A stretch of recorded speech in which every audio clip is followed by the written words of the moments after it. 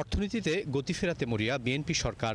সরকারি অর্থের সঠিক ব্যবস্থাপনা এবং সুশাসন নিশ্চিতে নেওয়া হচ্ছে একের পর এক উদ্যোগ। কাটছাঁট করা হচ্ছে অপ্রয়োজনীয় খরচেও। তারপরও আর্থিক কাঠামোতে ভারসাম্য আনতে হাত পাততে হচ্ছে আন্তর্জাতিক মুদ্রা তহবিল IMF-এর কাছে। আওয়ামী আমলের চুক্তি বাতিলের পর নতুন কর্মসূচি নিয়ে শুরু হয়েছে তোড়জোড়, যার সম্ভাব্যতা যাচাইয়ে সফর শেষ করল সংস্থাটি।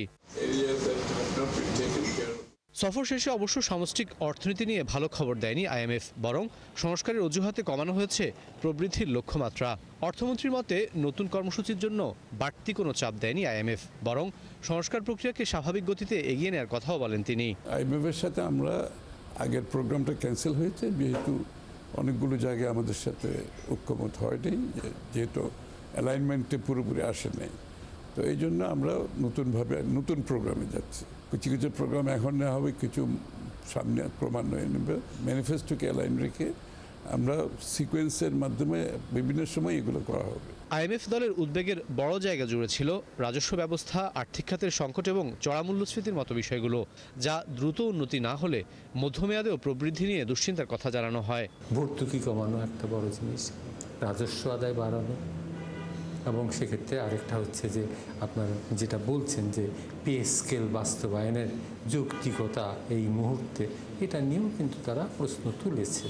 যদি আমরা একটা একমতে আসতে পারি তাহলে হয়তো এই ঋণ চুক্তিটা সফলতার মুখ দেখতে সক্ষম হবে। এর আগে আওয়ামী ও অন্তর্বর্তী সরকারের আমলে সব মিলিয়ে $5.5 বিলিয়ন চুক্তি হয় IMF-এর সাথে, যা বাতিল হয়ে যায় মাঝপথেই। তাই নতুন কর্মসূচির মাধ্যমে $4.5 থেকে $5 বিলিয়ন মতো ঋণ প্রত্যাশা করছে বাংলাদেশ। কেন্দ্রীয় ব্যাংকের সাবেক গভর্নর ডক্টর আহসান এইচ মনসুরের মতে সব প্রক্রিয়া মেনে নেওয়া চ্যালেঞ্জিং হবে বাংলাদেশের জন্য, তবে অব্যাহত রাখতে হবে ধারাবাহিক প্রচেষ্টা। IMF-এর সাথে negotiation is always a difficult thing.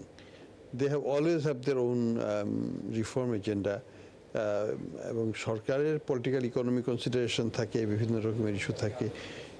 যত ভালোই ইস্যু রিফর্ম হোক না কেন, সরকারের অনেক রিজার্ভেশন থাকে, টাইমিংয়ের ডিফারেন্স থাকতে পারে। মেইন প্রবলেম যেটা হয় যে IMF-এর সাথে প্রোগ্রাম না হলে অনেকগুলো অন্যান্য যারা মাল্টিল্যাটারাল আছে, ইভেন সাম বাইল্যাটারাল, তাদের টাকাটা আটকে যায়। আমার বিশ্বাস যে তারা একটা প্রোগ্রাম দেবে, কিন্তু তারা একটা প্রোগ্রামের ভিত্তিতে ওদের সাহায্যটা দেয়।